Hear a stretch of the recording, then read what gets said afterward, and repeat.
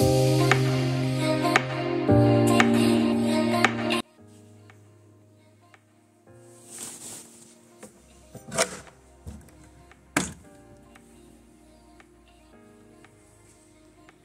Everyone, good morning সবাইকে। তো আশা করি তোমরা সবাই খুব ভালো আছো, আমিও খুব ভালো আছি।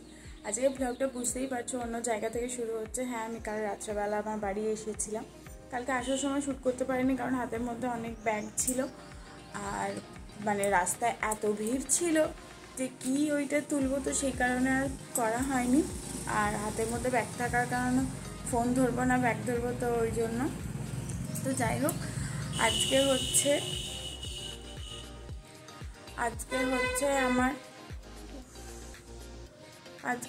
আমার মায়ের আর বাবার অ্যানিভার্সারি, তো সেই কারণে আজকে সমস্ত ট্রিটটা আছে আমার তরফ থেকে।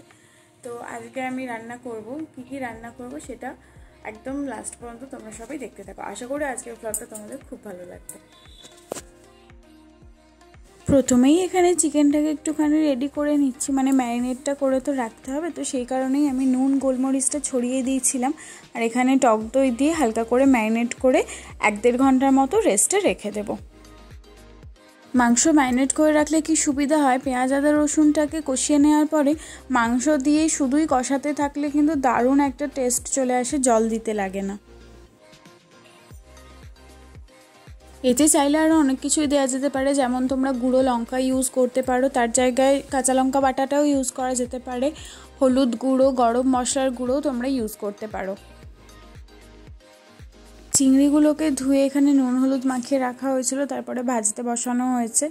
চিংড়ির একটু কষা করা হবে আজকে। বাড়ি গিয়ে আমি ব্রেকফাস্টে এটাই খাই, কারণ আমার বাবুজিকে মানে খুবই ভালো লাগে। আর সাথে ছিল হচ্ছে কলা। তো চলো এবার ঝটপট করে খেয়ে নিই, কারণ রান্না বান্নাটাও তো ওদিকে করতে হবে, টাইম মতন তো তাদেরকে খেতেও বসাতে হবে, তো সেই কারণেই। আর তোমরা কমেন্টে কিন্তু তাদেরকে উইশ করতে একেবারেই ভুলো না।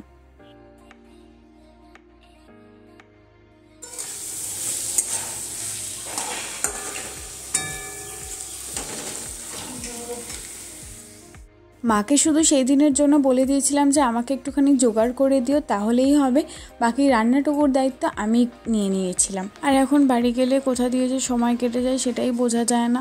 তো এখানে আমি সম্ভবত চিংড়ি মাছটাই রান্না করছিলাম, যেহেতু সেটা দেখা যায়নি আর আমারও এই মুহূর্তে মনে পড়ছে না। আর যতক্ষণ আমি এদিকে রান্না করছিলাম ততক্ষণে মাকে বললাম যে পমফ্রেট মাছটা ধুয়ে তুমি তাতে একটু লেবুর রস মাখিয়ে রেখে দাও, কারণ এটা তো আবার ধুয়েও নিতে হবে। লেবুর রস মাখিয়ে রাখলে মাছের যে একটা স্ট্রং স্মেল হয়, সেই স্মেলটা কিন্তু একেবারেই চলে যায়।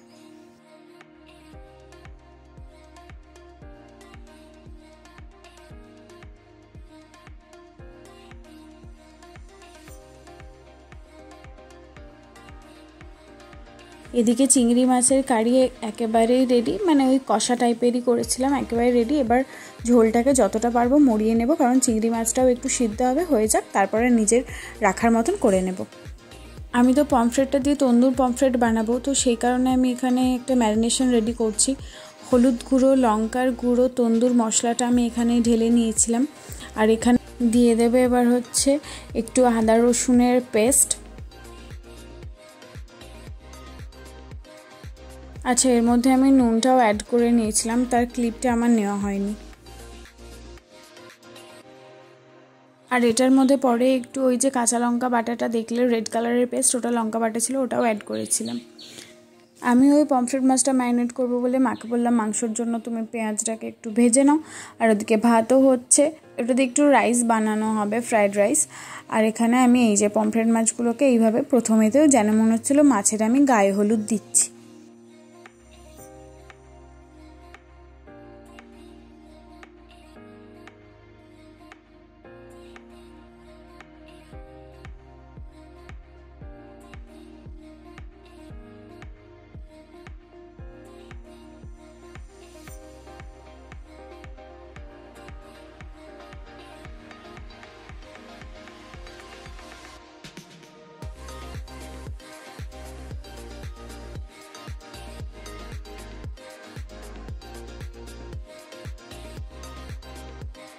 তো এইভাবে প্রত্যেকটা মাছে মাখিয়ে নেওয়ার পর একেবারে ওই যে কাটা কাটা দাগগুলো করে নিয়েছিলাম তার মধ্যে মশলাগুলোকে ভালো করে ঢুকিয়ে ঢুকিয়ে মাখিয়ে নিচ্ছিলাম।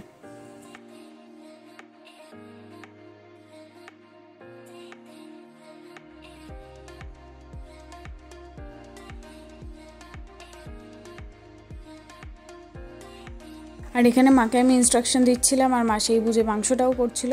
যদিও আমার থেকে বড় রাঁধুনি আমার মাই, তাও আর কি নিজে এখন নতুন শিখেছি তো সেই কারণে।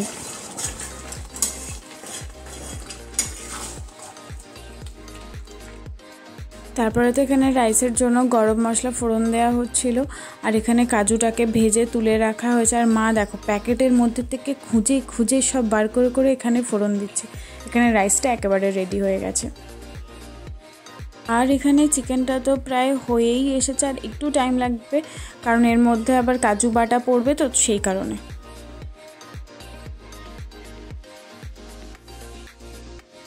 কি বাটা দিলে? এটা টক দই, কাজু বাদাম বাটা। ও লঙ্কার মিক্সিটায় বেটেছে বলে লাল লাল হয়েছে না?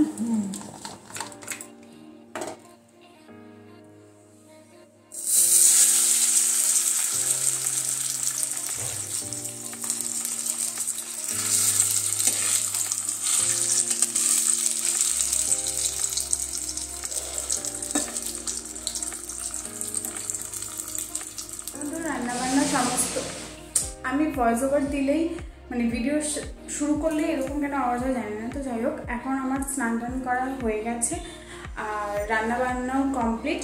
শুধু ফ্রাইগুলো এখন আমি করছি, এইসবে একটা দিলাম, ওটা আস্তে আস্তে হবে কারণ দু পিঠটা তো একসাথে উল্টে উল্টে ভাজতে হবে না। এক পিঠ কমপ্লিট হওয়ার পর অন্য পিঠটা ভাজতে হবে, তো একটু টাইম টেকিং প্রসেস আছে আর সিঙ্গেল পিস করেই আমি ভাজছি।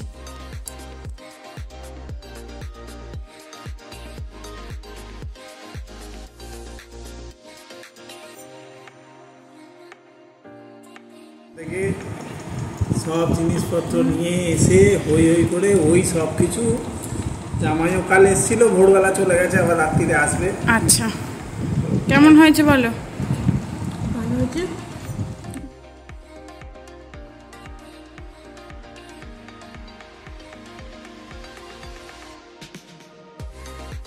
তো আমাদের খাওয়া দাওয়া কমপ্লিট হয়ে গেছে আর আমার ছুটিও প্রায় শেষ হয়ে এসেছে। সন্ধ্যাবেলা রাতের দিকে বাড়ি যাব, সন্ধ্যাবেলাও আসবে, আমরা একসাথে আবার খাওয়া দাওয়া করে দেন বাড়ি যাব। সন্ধ্যাবেলা ভাই আর ও গিয়েছিল, কেক নিয়ে গিয়েছিল। তো দেখো কেকটা না জাস্ট দুর্দান্ত দেখতে ছিল। মিয়ামোর কিন্তু দিনে দিনে যা লঞ্চ করছে না, সত্যি অপূর্ব।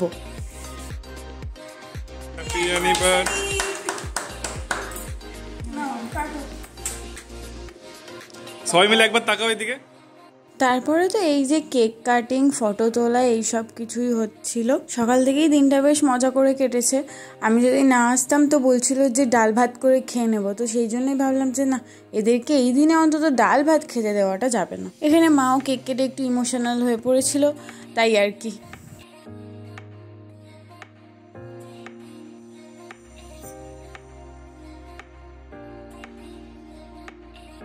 আর এখানে তো বাবা আমাকে কেক খাওয়াতে গিয়ে মানে যাতে নিজের হাতে না লাগে সে কারণে একদম হালকা করে ধরেছিল আর আমার পুরো মুখ ভর্তি ক্রিম লেগে গিয়েছিল। এখানে বাবা ভাইকে কেক খাইয়ে দিচ্ছে আর ভাইও তারপর বাবাকে আর মাকে কেক খাইয়ে দিচ্ছে।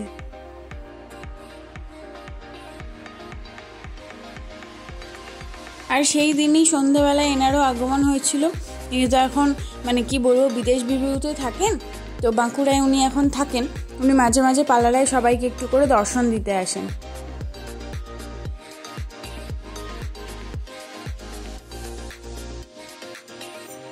মানে কত ছোট দেখেছিলাম আর এত বড় হয়ে গেছে না, মাঝে মাঝে মনে হয় যে আবার বেশ ছোট হয়ে যেত, আবার এরকমভাবে সব কিছু মানে ওর যেরকমভাবে যত্ন আত্তি সবাই আমরা করেছি সেরকম দিনটা ফিরে এলে যেন মনে হয় কতই না ভালো হতো।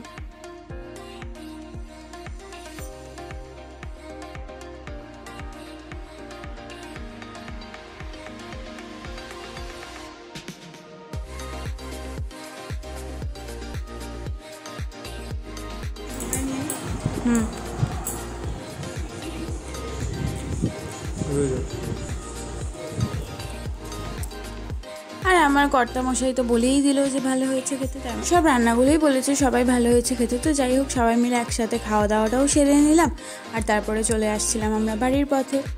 মেয়েদের জীবনটা না ভারী অদ্ভুত সত্যি। এতদিন ওখানেই থাকলাম, তারপর আবার মনে হয় যেন কখন বাড়ি আসবো, এখানে কখন ফিরবো। যাই হোক, চলো আজকের ব্লগটা এখানেই শেষ করছি। দেখা হবে আবার নেক্সট কোনো ভিডিওর সাথে। ততক্ষণের জন্য টাটা।